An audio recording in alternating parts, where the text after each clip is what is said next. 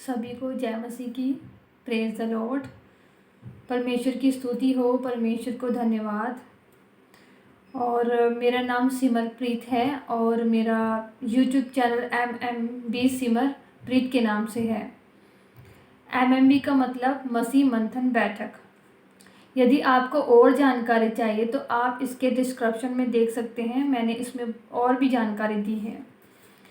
और आज के विषय को शुरू करने से पहले मैं कुछ अनाउंसमेंट आपको करूंगी और मसीह मंथन के बारे में कि हमारा मसीह मंथन जो कि 29 राज्य में और अदर कंट्रीज़ में खरी शिक्षाओं को फैलाने का काम कर रहा है।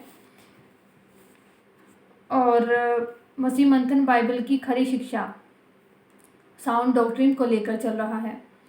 यदि आप परमेश्वर के वचन की खरी शिक्षा चाहते हैं, लेना चाहते हैं, तो आप हमसे जुड़ सकते हैं। MMB ग्रुप में आप हमसे जुड़ सकते हैं और मैं आपको कुछ नंबर बताऊंगी, उस नंबर पर आप कॉल करके जुड़ सकते हैं मसीह मंथन के स्टेट ग्रुप में जो हमारे बने हुए हैं। ठीक है, सबसे पहला नंबर है 9828996041। ये नीता सलमन सिस्टर का नंबर है और मैं एक बार और रिपीट कर देती हूँ, 9828996041। और यदि अगर ये कॉल नहीं रिसीव कर पाती हैं बिज़ी होने के कारण, तो आप इस नंबर पर भी कॉल कर सकते हैं 9528881374। मैं एक बार और बोल देती हूँ, 9528881374 पर भी आप कॉल कर सकते हैं। यह मेरा मोबाइल नंबर है। मैं एज MMB मसीह मंथन में एज एडमिन के रूप में काम कर रही हूँ। जो हमारे स्टेट ग्रुप हैं उसमें मैं काम कर रही हूँ। और यदि आपको और जानकारी चाहिए तो आपको मैं अपने हेड ऑफिस, मसीह मंथन के हेड ऑफिस का नंबर भी देती हूँ, 9982335777। मैं एक बार और रिपीट करूँगी, 9982335777। इस पर भी आप कॉल कर सकते हैं, इस पर भी आप कॉल कर सकते हैं। ये हमारे हेड ऑफिस का नंबर है। अगर आपको कोई और जानकारी चाहिए तो आप इस नंबर पर कॉल कर सकते हैं जो मैंने अभी आपको दिया है। अब हम बढ़ते हैं अपने विषय की ओर और आज का हमारा विषय है धन्य मसीह लोग, धन्य मसीह सेवक। धन्य मसीह सेवक या लोग कौन हैं? आइए देखते हैं प्रभु यीशु मसीह के वचन के अनुसार कि परमेश्वर का वचन क्या कहता है। मत्ती अध्याय 5 वचन 10 में हम देखेंगे, धन्य हैं वे जो धर्म के कारण सताए जाते हैं। धन्य हैं जो धर्म के कारण सताए जाते हैं, क्योंकि स्वर्ग का राज्य उन्हीं का है। मैंने अभी जो आपको कहा कि धन्य मसीह लोग, धन्य कौन है? देखो, प्रभु यीशु मसीह का वचन भी हमें क्या कहता है? धन्य कहता है।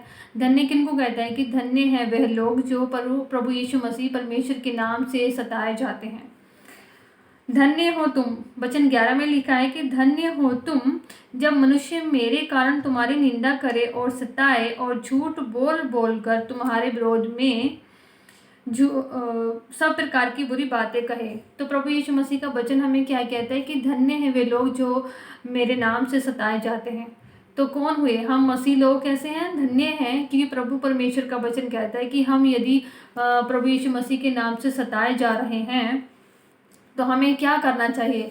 हमें दुखी होना चाहिए? नहीं, परमेश्वर का वचन हमें कहता है कि आनंदित होना चाहिए, खुशी से उछलना चाहिए। कि जिस दिन प्रभु यीशु मसीह के द्वारा हमारा तिरस्कार होता है या घर परिवार वाले हमारा तिरस्कार करते हैं, वो हमें अच्छा नहीं मानते, घर से निकाल देते हैं, या जो सेवक है उसको गांव से निकाल देते हैं, बहुत सारी चीज़ें हैं। जब हम मसीह में आते हैं तो हमारे लाइफ में चैलेंज शुरू हो जाते हैं, जिसकी वजह से हमारा जो प्रेम है वो ठंडा पड़ने लगता है। तो ये वचन जो मैंने अभी आपको सुनाया है, बताया है, आप उस पर जब गौर करोगे तो आपका खुद का जो मन है वचन की ओर, जब हम पढ़ेंगे वचन को पढ़ेंगे तो आपका मन खुद ही खुशी से उछल जाएगा कि प्रभु ने हमें कितनी अच्छी बात कही है कि धन्य हैं वे लोग जो मेरे नाम से सताए जाते हैं। क्योंकि आप जानते हैं कि इंसान जो जो अन्य जाति के लोग हैं वो हमें झूठ बोल बोल कर पकड़वाते हैं कि धर्म, इन्होंने धर्म बदल लिया, या फिर ये धर्मांतर वाले लोग हैं, ऐसे ऐसे करके हमें बहुत सारी जो समस्याओं का सामना करना पड़ता है। तो प्रभु ने क्या कहा है कि खुशी से आनंदित हो, उछलो और कूदो।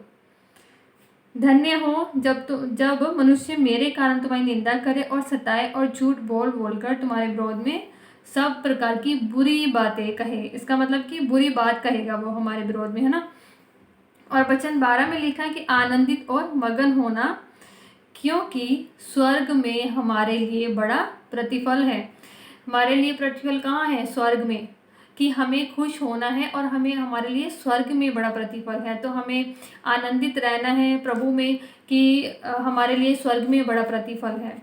इस चीज़ को हमेशा हमें याद रखना है, प्रभु के वचन को, कि हमें कभी भी हिम्मत नहीं हारनी। जब हमारी हिम्मत हारे या हम हिम्मत हारने लग जाएं तो आप इस वचन को ज़रूर पढ़ें, जिससे कि आपकी जो हिम्मत है वो फिर दोबारा से आपको मिलेगी और आप फिर से प्रभु यीशु मसीह का काम, जो सेविकाई का काम है, वो आप फिर से करना शुरू करेंगे। और मैं एक वचन और है यूहन्ना की पत्री में, अभी मैं आपको बताती हूँ, एक सेकंड। यूहन्ना की पत्री अध्याय 15 वचन 18 से हम देखेंगे, यदि संसार तुमसे वैर रखता है तो तुम जानते हो कि उसने तुमसे पहले मुझसे वैर रखा। इसका मतलब क्या है कि यदि संसार तुमसे वैर रखता है, क्योंकि संसार हमसे वैर रखता है, तो तुम जानते हो कि हमसे पहले परमेश्वर को उन्होंने परमेश्वर से वैर रखा है। हमसे पहले क्या किया है? उन्होंने परमेश्वर से वैर रखा है। यदि वचन 19 में लिखा, यदि तुम संसार के होते तो संसार अपनों से प्रीति रखता, परंतु इस कारण कि तुम संसार के नहीं, वरन मैंने तुम्हें संसार में से चुन लिया है।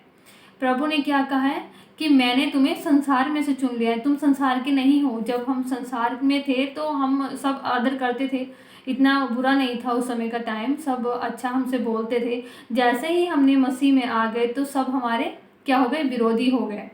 तो हमें अपना हिम्मत हमें कभी नहीं हारनी है, क्योंकि हमारे लिए क्या है? स्वर्ग में बड़ा प्रतिफल है। यदि संसार तुमसे वैर रखता है तो तुम जानते हो कि उसने तुमसे पहले मुझसे वैर रखा।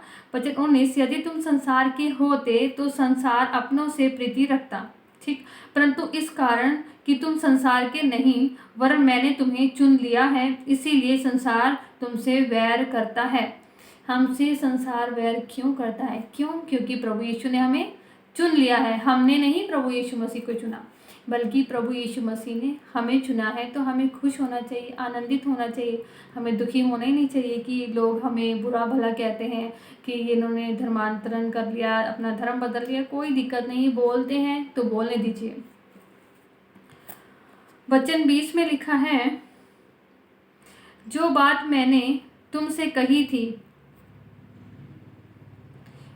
कि दास अपने स्वामी से बड़ा नहीं होता, और याद रखो यदि उन्होंने मुझे सताया, क्योंकि प्रभु यीशु मसीह ने क्या कहा है कि यदि याद रखो कि यदि उन्होंने मुझे सताया तो तुम्हें भी सताएंगे। तो इसका मतलब क्या है कि उन्होंने प्रभु यीशु मसीह को भी सताया, तो फिर हमें भी सताएंगे। यही यदि उन्होंने मेरी बात मानी तो तुम्हारी भी मानेंगे। उन्होंने कहा कि यदि उन्होंने मेरी बात मानी तो तुम्हारी भी मानेंगे, ठीक। और प्रभु यीशु मसीह का वचन हमें क्या कहता है कि जब लोग हमसे वैर रखते तो हमें परेशान होने की कोई ज़रूरत नहीं। प्रभु ने कहा है कि जब उन्होंने मुझसे वैर रखा है तो तुमसे भी रखेंगे, क्योंकि प्रभु यीशु मसीह को नहीं छोड़ा तो हमें कहाँ से छोड़ेंगे वो लोग? हमें कौन सा वो आदर सम्मान देंगे? जब हम प्रभु में आते हैं ना, तो हमें एक बात हमेशा याद रखनी है कि हमारा आदर सम्मान यहाँ पर नहीं होने वाला। हमारे यहाँ पे आदर सम्मान नहीं होगा, बल्कि तिरस्कार किया जाएगा, क्योंकि आपको पता ही है प्रभु यीशु मसीह जब अपने मतलब कि स्वर्ग की बातें कहा करते थे, अपने बारे में बताया करते थे, तो लोग उनको क्या करते थे, कोई पत्थर उठा लिया करता था, कोई उनको बाहर ले जाकर उनको ऊपर पहाड़ी पर ले जाकर के नीचे फेंकने की कोशिश किया करते थे शास्त्री फरीसी।